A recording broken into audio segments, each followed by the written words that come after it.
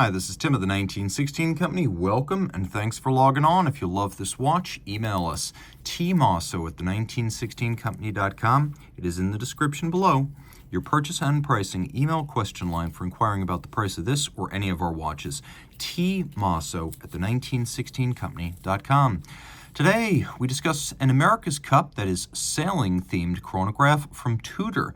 Launched in 2023, this is the Tudor Pelagos FXD Chronograph, Alinghi Red Bull Racing. So Tudor has aligned itself with the America's Cup team, or syndicate, that will be contesting the America's Cup, and this watch has been designed with regatta in mind.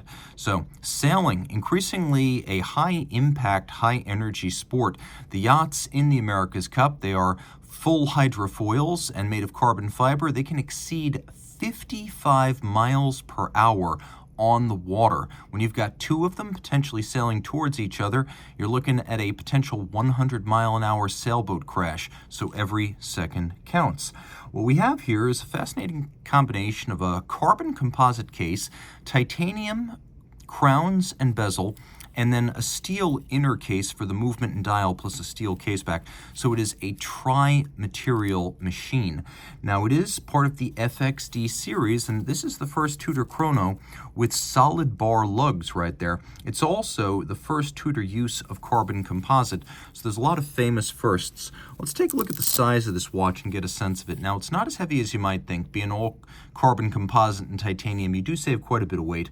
It's 43 millimeters in diameter. If you measure it with the sort of NATO-style strap underslung, then its thickness is going to be 14.8 millimeters. If we just measure the case without the strap underneath, then it's 13.7. Lug tip to lug tip, 51.2 millimeters with a 22 millimeter lug spacing, though again, remember, this is not a spring bar setup. You're going to need to be able to thread your strap straight through. Now, I'm going to demonstrate how all this works in practice, because this is a Velcro fixed strap. Therefore, it has an infinite degree of adjustability within its range. The watch looks big, but it wears light, so don't worry so much about the size. This is a large visible sports watch, a mission timer type with a chronograph, high water resistance, a ton of lume, and a countdown bezel. So again, you want to be able to see this watch. Prominence and visibility are kind of the game, and the game is sailing. The watch does wear well on my wrist, though I probably wouldn't wear it on a smaller wrist than mine due to its physical footprint. So 16 centimeters circumference and up, you're doing all right. The strap is a special piece. Like I mentioned, it is a Velcro strap in Red Bull Racing blue, also the color of the Alinghi team.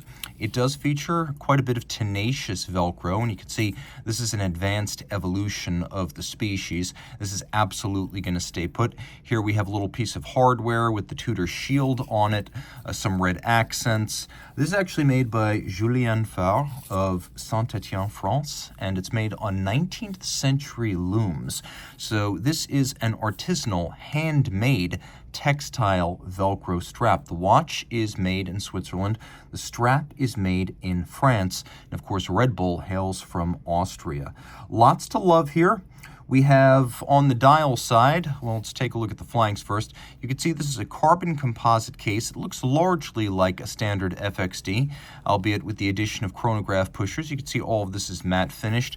We do here have a screw-down crown, 200-meter water resistance. The bezel has a nice, satisfying, sharp knurling. But take note, this is a bi-directional bezel. It's not a dive bezel, it's a timing bezel.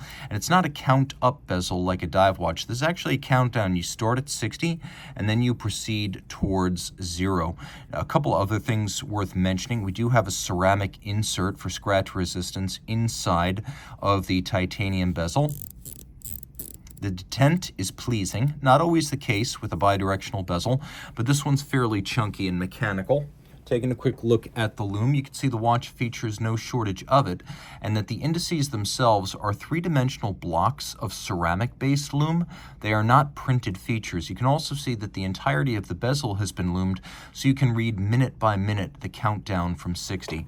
Taking a quick look at the dial, it too is Red Bull Alinghi blue, and we have a 45-degree canted Reho outboard. that features the name of the syndicate as well as a scale on which you can read fractions of seconds. We have the 1960s through mid-70s Tudor Submariner Snowflake style hand right here. That's where that comes from. Matte dial base, anti-reflective. You can see we have little red accents for the seconds hand, the sub-registers, and then the Pelagos nomenclature. Note, it's not a Black Bay Chrono. We also have some modifications. Well, one big modification. The movement inside here is basically a Breitling B01. Tudor makes some changes, starting with the adaptation of the 30-minute chrono register, so it now looks like 45 minutes. 45-minute register. Another change Tudor makes, they replace the mobile index with a free-sprung regulator, and they replace the metallic Breitling hairspring with an anti-magnetic silicon hairspring. And then from there, a lot of it is what you would expect on a standard B01. So, for example, we have automatic winding, we have a 70-hour power reserve, a 4 Hz beat rate, hacking seconds, quick set date, 41 joules, and then a combination of a crisp column wheel, which really is one of the best in the business on a B01, and then vertical clutch action. So with the vertical clutch, the chronograph starts with 0 jump, stagger, or extraneous movement, and it always resets perfectly to the index. Keep in mind the bezel is not perfectly set to the index yet. So the other thing, too, is that if you like to run your chronograph on a full-time basis, you can do that with a vertical clutch. There's no additional wear and tear on the mechanism. I'm going to do my best to show you the case back here because it is a commemorative case back. Underneath, you have that so-called MT 5813. Remember, it's a modified Breitling B01. And we have Red Bull Alinghi Racing. We have the logo of the syndicate. We have the charging bull, and of course the logo of the team. And this is a watch that will be worn by the AC-75 crewmen of Red Bull Alinghi Racing. And again, you can see that full bar lug right there. A very, very cool watch on many levels, and a lot of famous firsts between the loop lugs on a chronograph and carbon composite on a Tudor watch. So it is also a COSC certified Swiss chronometer, adjusted in 5 positions. This watch is simply packed with features. Reach out to Team Mosso at the 1916company.com for purchase and pricing details.